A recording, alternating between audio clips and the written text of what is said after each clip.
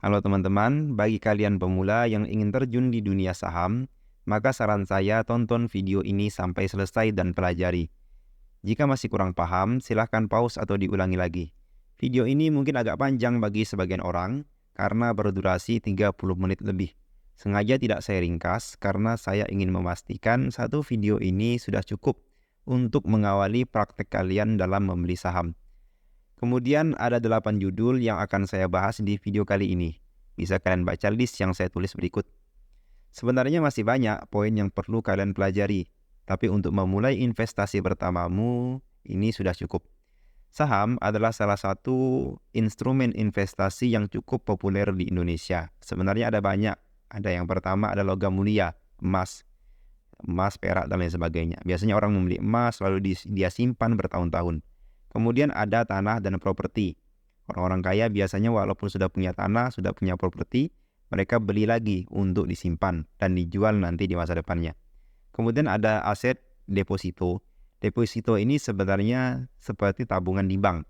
Hanya saja ada jangka waktunya, sehingga nggak bisa kita tarik kapan saja, dan tentunya bunganya lebih tinggi daripada sekedar simpanan tabungan di bank. Kemudian ada obligasi, yaitu surat hutang. Ini seakan-akan kita ini menghutangi perusahaan atau kita menghutangi negara, nanti mereka akan kembalikan yang disertai dengan bunga. Kemudian ada reksadana. Reksadana ini kita menaruh duit kita kepada manajer investasi yang kemudian manajer investasi akan mengalokasikannya ke beberapa instrumen saham yang mereka tentukan. Kemudian yang terakhir ada saham. Nah, saham inilah yang akan kita bahas di video kali ini. Kemudian tentang apa itu saham.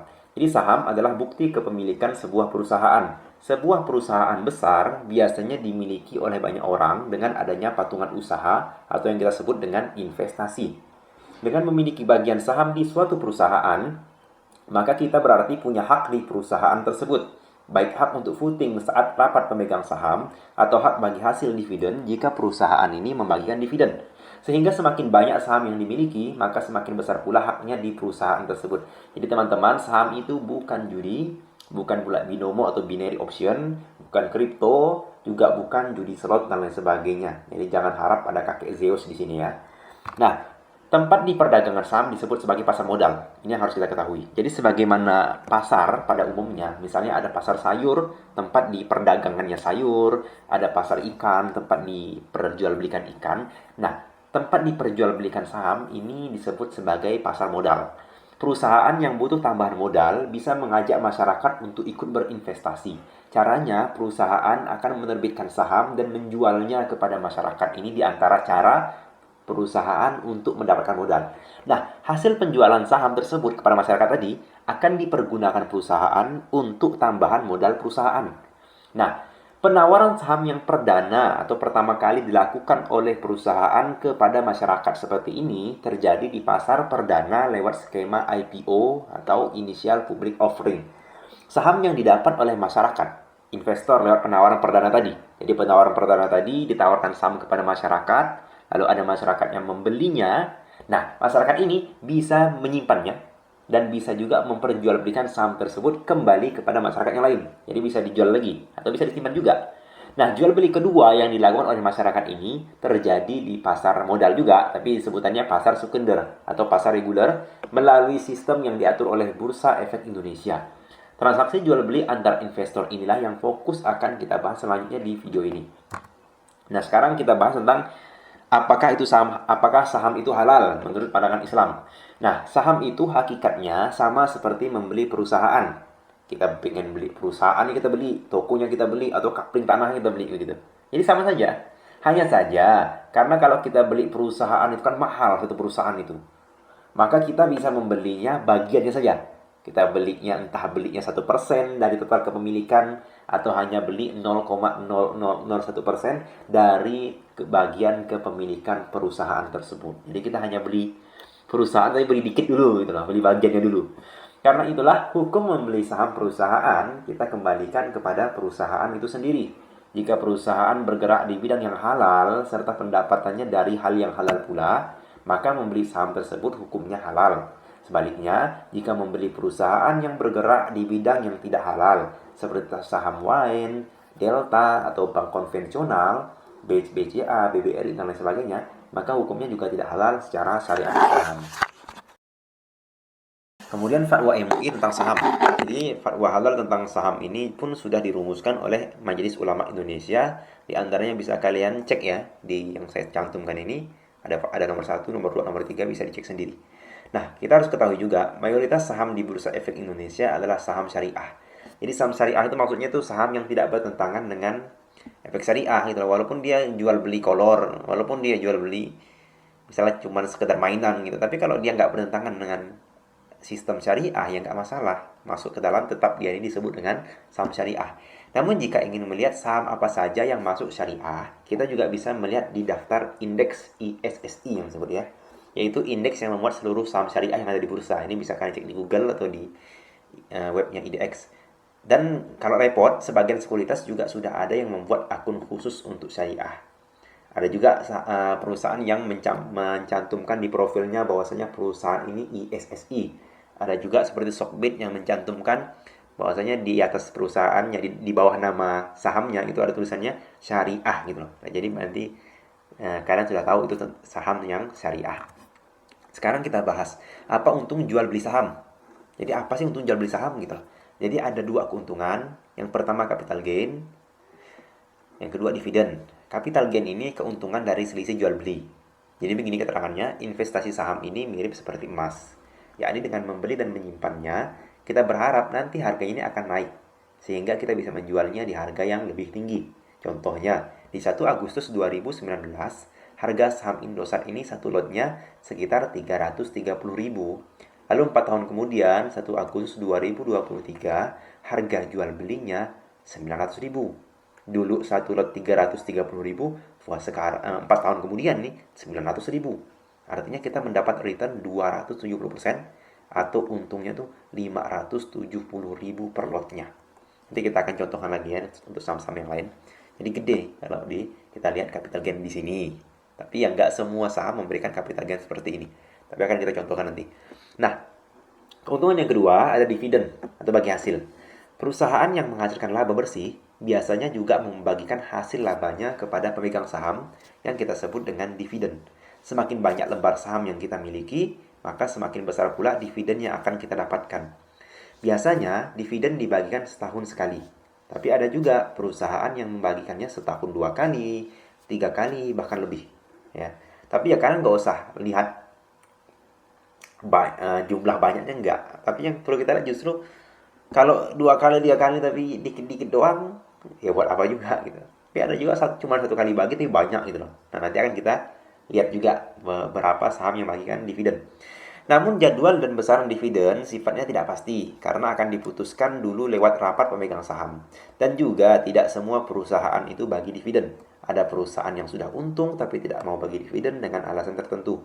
Mengenai histori dividen bisa dicek di keterbukaan informasi. Tapi kita akan contohkan apa untungnya dan apa ruginya sekarang.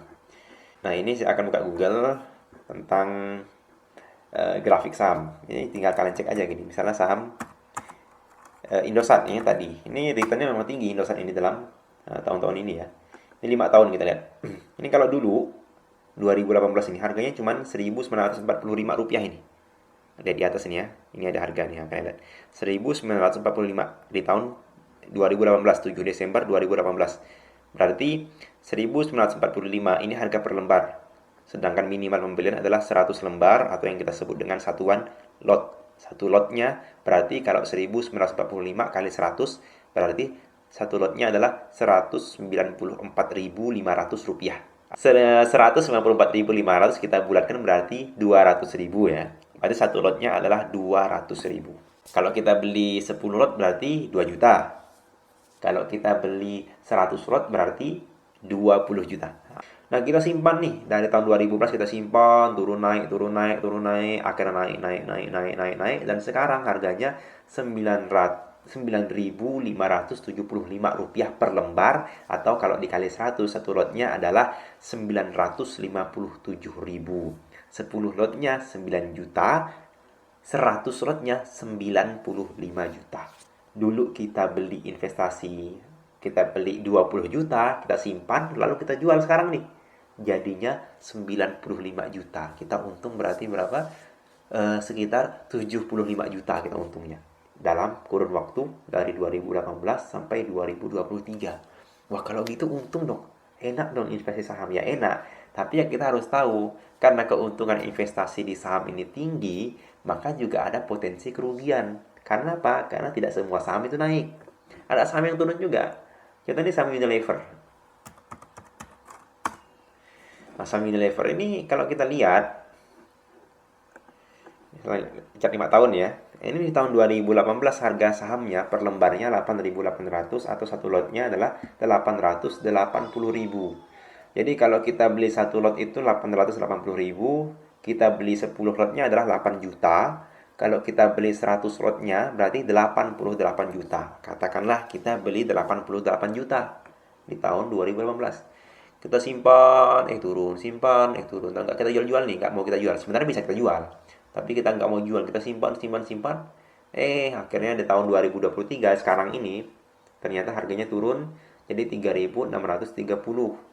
Nah, kalau kita jual sekarang rugi. Kalau kita jual nanti bagaimana? Apakah bisa balik lagi ke 88 juta, ke harga 8.000 tadi awal? Nggak ada yang tahu gitu. Nah, kalau harganya 3.630 berarti kalau kita beli 100 lot adalah 36 juta. Dulu kita punya sahamnya senilai 88 juta, sekarang nilai saham kita tinggal 36 juta. Kalau kita jual ya rugi puluhan juta juga gitu loh. Jadi eh, ada resiko potensi keuntungan, tapi saham juga ada resiko rugi. Tapi kalau kita ini ngerti fundamental, sebenarnya saham Unilever ini bagus sih, tapi valuasinya sudah sangat tinggi nih kalau kita cek. Jadi dalam saham itu ya kita harus tahu ilmunya, gitu loh. Kita harus ngerti analisanya. Kalau kita nggak ngerti analisa lalu main beli-beli saja kita beli, ya terjadi seperti ini.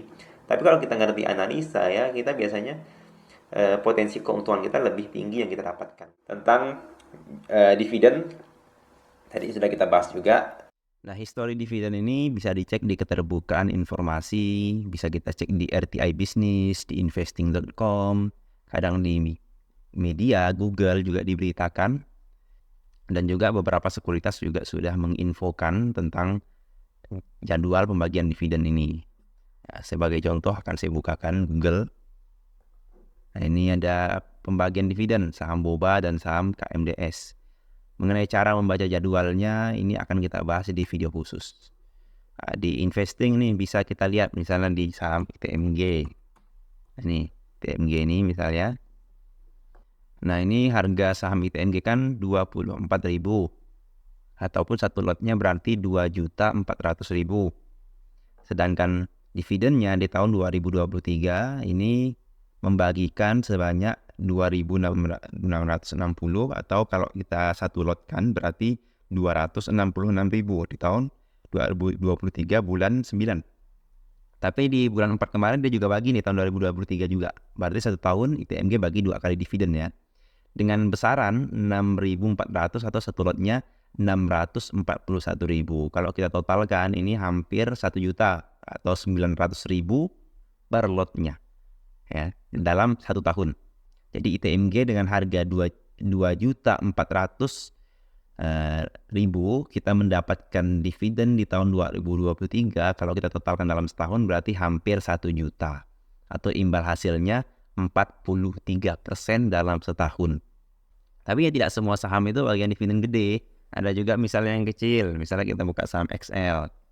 Nah, XL ini harga sahamnya sekarang per lembarnya 2.000 atau satu lotnya adalah 208.000. Nah, XL bagi dividen setahun sekali saja nih. Ya, 2020, 2021, 2022, 2023 hanya sekali-sekali saja. Bahkan di tahun 2019 sampai dari 2015 sampai 2019 absen dari membagikan dividen. Nah, di tahun 2023 dia hanya bagi dividen Rp42 atau satu lotnya adalah 4.200. Sedangkan harga sahamnya 200.000. Berarti imbal hasilnya dalam setahun cuman bagi dividen 2% saja. Nah, ini nggak gede. XL ini dalam setahun cuman 2%, 1%, 1%, 0,% gitu. Jadi tidak semua saham bagian dividen gede. Bahkan ada juga saham seperti ADES. Saham ini ADES ini udah untung, perusahaannya untung terus ini. Tapi kalau kita lihat histori dividennya, dia nggak ada bagi dividen. Nggak ada. Ada pernah bagi dividen, tapi tahun 2003, 2001. Dari tahun 2004 sampai 2023 sekarang, dia nggak pernah bagikan dividen satu rupiah pun. Nah, ini cara cek dividen di testing. Di beberapa sekuritas juga bisa ini. Kita cek misalnya di Stockbit ini kan, ada kita cek misalnya saham ASI, Astra. Nah, bisa kita cek misalnya di Corp Action. Nah, ini ada dividen. Nah, ini ada histori dividen yang dibagikan si ASI ini, Astra Internasional. Di tahun 2023 dua kali bagi juga di bulan Mei dan Oktober. Nah, dengan total 552, kalau kita tambah 98, ya sekitar 650 berarti ya. Total Astra membagikan dividen dalam tahun 2023 totalnya adalah 650 rupiah per lembar, atau kalau kita lotkan berarti 65.000 per lotnya. Sedangkan harga sahamnya 575.000 per lotnya. Ini kan per lembar ya. Kalau per lot berarti 575.000, dia membagikan dividen 650.000, berarti imbal hasil per tahunnya lebih dari 10% gitu. Nah, ini beberapa contoh. Nah, kita lanjutkan tentang cara jual beli saham. Jual beli saham hanya bisa lewat sekuritas yang terdaftar di Bursa Efek Indonesia. Karena itu yang pertama langkahnya kita pilih dulu mau pakai sekuritas apa. Di antara contoh sekuritas yang sering dipakai investor retail, kalau kita ada di sini ya. Nih, ada Mirai Asset, ada iPod, ada BNI Sekuritas, ada Philips Sekuritas, MNC Sekuritas, BCA Sekuritas, RHB Sekuritas, Sinarmas, Jasa Utama Kapital Sekuritas, Ajaib, Stockbit, Mandiri, Trimegah, dan lain sebagainya. Ini contoh saja. Karena kalau kita mengutip halaman IDX, ada 93 sekuritas saham yang terdaftar di Bursa Efek Indonesia. Ya, tinggal kalian pilih nih, mana yang kalian suka, tampilannya mana. Kalau saya sendiri memakai Stockbit, Ajaib, Jasa Utama, dan RHB. Saya punya 4 ya. Nah, bagi yang ingin membuka akun Jasa Utama Kapital Sekuritas, ini kalian bisa cek link di bawah. Beberapa kelebihan dan fitur-fitur yang akan diberikan juga saya sharing di bawah. Nanti siapa yang daftar lewat link yang saya taruh di bawah ini, nanti akan ada fasilitas khusus yang saya berikan kepada nasabah. Dan saya akan masukkan ke grup Jasa Utama Kapital yang saya miliki juga. Nanti biar kita bisa sharing atau bisa tanya-tanya kalau ada masalah, kalau ada sesuatu yang ingin ditanyakan. Nah, kita lanjutkan. Langkah selanjutnya. Jadi kita buka rekening saham lewat sekuritas yang telah kita pilih tadi. Cara daftar akun sekuritas ini rata-rata prosesnya agak mirip seperti buka rekening tabungan di bank. Akan ditanya nama kita, alamat kita, pekerjaan kita, penghasilan kita, dan lain sebagainya. Nah, kemudian yang ketiga akan ada verifikasi pembukaan akun sekuritas. Misalnya kalau kita sudah daftar, maka selanjutnya adalah verifikasi. Jadi nggak langsung dapat akun, nggak langsung dibuka akun kita, tapi ada verifikasi dulu, proses dulu. Ada pembukaan rekening dana dan rekening saham kita, prosesnya sekitar 1-3 hari kerja. Kita bisa cek email untuk melihat notifikasinya. Lalu yang keempat, langkah selanjutnya, setelah selesai proses kita dalam 1-3 hari selesai, kita akan diberikan nomor rekening dana saham atas nama kita sendiri. Misalnya biasanya Bank BCA, Permata, dan lain-lain tergantung pilihan dari sekuritas. Nanti akan dibukakan rekening dana saham kita atas nama kita. Jika sudah dapat nomor rekening atau kita singkat dengan RDN tadi, maka bisa kita top up dana rekening tersebut untuk mulai membeli saham. Dan jangan khawatir, ini bank. Artinya kalian simpan 1 miliar, 2 miliar pun kalian top up, nggak masalah. Nah, yang penting tadi, ini top up-nya ke nama kita, bukan nama perusahaan dan juga bukan nama orang lain kan. Nah, jadi aman gitu. Kemudian yang kelima, kita juga diberikan username, ID, dan password, serta PIN untuk login ke akun sekuritas. Jadi sekuritasnya, aplikasinya kita download di Play Store atau App Store atau Windows. Nah, selepas itu nanti kita bisa login menggunakan username, ID, passwordnya yang telah diberikan oleh sekuritas yang sudah kita daftarkan tadi. Nah, catatan pendaftaran akun sekarang sudah bisa full online. Kemudian catatan lagi, transaksi saham pun juga dilakukan secara online melalui aplikasi sekuritas yang kita miliki, yang bisa kita download di Play Store, App Store, dan Windows. Nah, kita lanjutkan. Cara jual beli saham yang selanjutnya. Setelah membuka akun di sekuritas, kita bisa langsung membuka aplikasi sekuritas tersebut dan memulai transaksi saham. Langkah-langkah dan yang harus kita pahami dalam membeli saham, yang pertama, pilih dan analisa saham apa yang ingin kita beli. Kemudian langkah yang kedua, satuan pembelian minimal adalah 1 lot atau 100 lembar saham. Jadi harga yang ditampilkan di Google atau di sekuritas itu adalah harga per lembar. Sedangkan minimal pembelian adalah 100 lembar, tinggal kalian kali 100 saja. 100 lembar ini disebut dengan 1 lot. Kemudian yang ketiga, kenali bid offer. Karena saat membeli atau menjual saham akan muncul tampilan pilihan harga yang berupa bid dan offer yang akan kita bahas di slide berikutnya. Kemudian yang keempat, transaksi saham hanya bisa dilakukan di saat jam perdagangan bursa. Akan kita bahas juga kapan saja jam perdagangan tersebut. Jadi tengah malam kalian nggak akan bisa jual beli saham. Nah, mengenai jam perdagangan ini di slide berikutnya.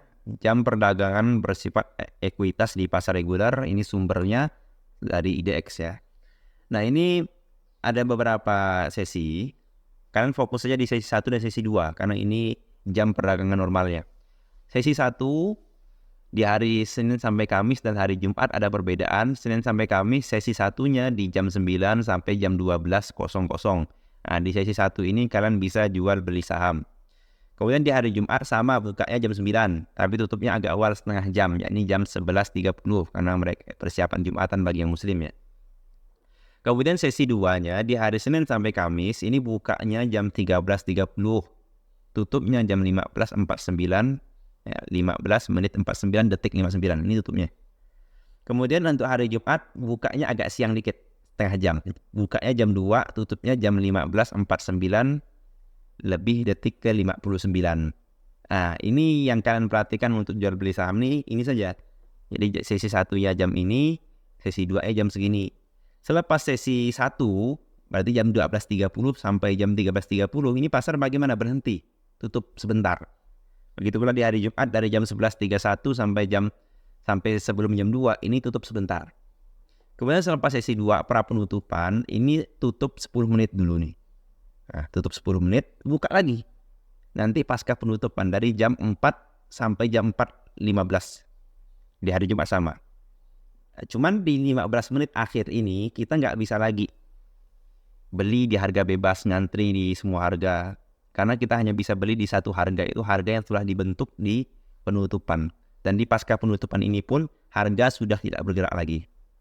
Nah, jadi kalau kalian ingin beli secara bebas ya belilah di sesi 1 dan di sesi 2. Kemudian Sabtu Minggu dan tanggal merah tentunya libur. Kalau libur ya harga saham nggak akan bergerak.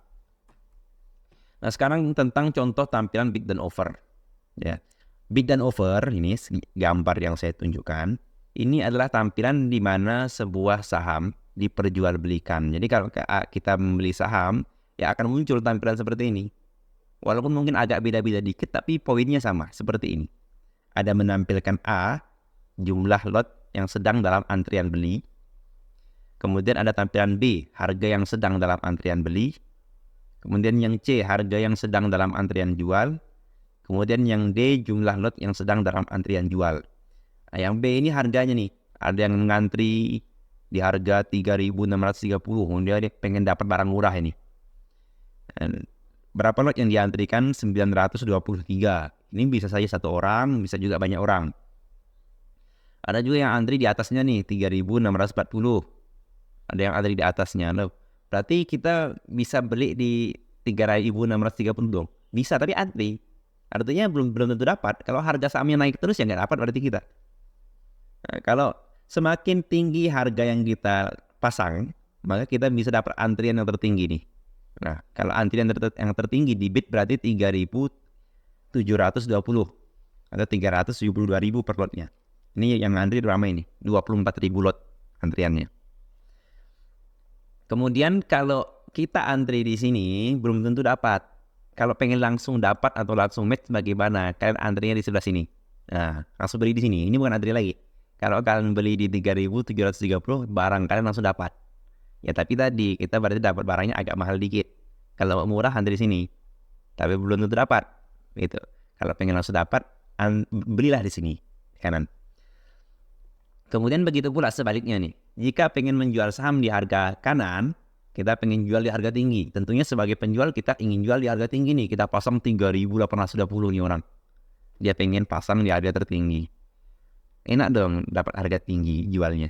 Ya tapi tadi belum tentu terjual karena antri. Kalau harganya turun ya berarti dia enggak. Makin jauh antrian kita gitu.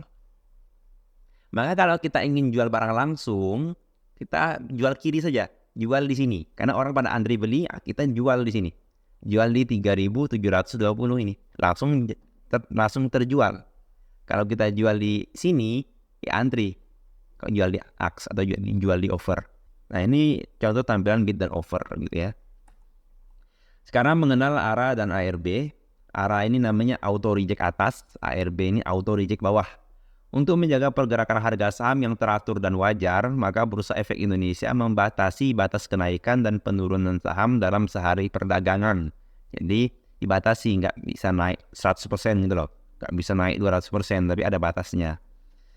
Apa itu ARA? Auto rejection atas adalah istilah ketika saham naik hingga mencapai batas tertinggi di hari itu. ARA ditandai dengan chart yang sudah mentok di batas atas dan ditandai dengan kolom offer atau AX yang sudah kosong. Dalam kondisi ini kita tidak bisa lagi langsung buy, langsung beli di harga kanan, tapi harus antri dulu di harga kiri. Kenapa nggak bisa langsung buy di harga kanan? Karena sudah kosong, sudah di batasnya. Jadi jika buy di harga ARA, kita belum tentu bisa dapat sahamnya di hari tersebut. Ini contohnya. Saham PPRI di hari tersebut sedang ARA. Naik 35%. Maka chartnya mentok atas nih. Udah nggak bisa naik lagi dia. Begitu pula kolom AX ini kosong. Kita sudah nggak bisa beli di sini lagi. Kita cuma bisa beli di antrian. Di harga 108. Dan yang antri banyak ini. Ada 169.000 lot. Jadi sampai closing kalau kita antri di sini pun belum tentu dapat. Gitu lah. Nah ini auto rejection atas. Ada lagi batas bawah, ARB auto rejection bawah. Adalah istilah ketika saham turun hingga mencapai batas terendah yang diizinkan di hari itu. ARB ditandai dengan chart yang sudah mentok di batas bawah. Nah ini, chartnya udah di bawah nih, nggak bisa gerak lagi di jalan di tempat nih, set. Dan ditandai dengan kolom AX atau offer yang sudah kosong. Nah ini kosong nih kolom bidnya. Kalau tadi ARA yang kosong di kanan, kalau bid ini yang kosong di kiri. Artinya kita bisa beli langsung, tapi kita nggak bisa jual. Bisa kita jual tapi di sini. Ya antri lagi, belum tentu dapat. Gitu. Jadi jika sell di harga ARB ini kita belum tentu bisa menjualnya di hari tersebut. Nah, ARB ini hanya sehari saja. ARA dan ARB hanya sehari. Besoknya dia bisa lanjut turun lagi kalau ARB, kalau ARA ya bisa lanjut naik lagi. Tergantung ya kondisinya seperti apa gitu. Kemudian batas ARA dan ARB. Untuk rentang harga 50-200, batas ARA dan ARB-nya 35%. Sama ARA 35%, ARB 35%. Untuk rentang harga 202 sampai 5.000 rupiah, batas ARA dan ARB-nya di 25%. Kalau harga sahamnya di atas 5.000, misalnya harga sahamnya 10.000, 25.000, itu batas ARA dan ARB-nya hanya 20%. Sedangkan papan akselerasi dan papan yang dapat notasi khusus X dari Bursa Efek Indonesia, dia batas ARA dan ARB-nya hanya 10%.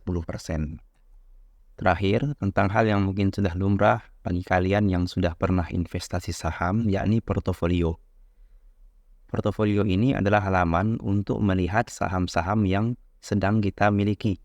Jika saham tersebut sudah match atau berhasil terbeli, maka akan masuk ke portofolio kita.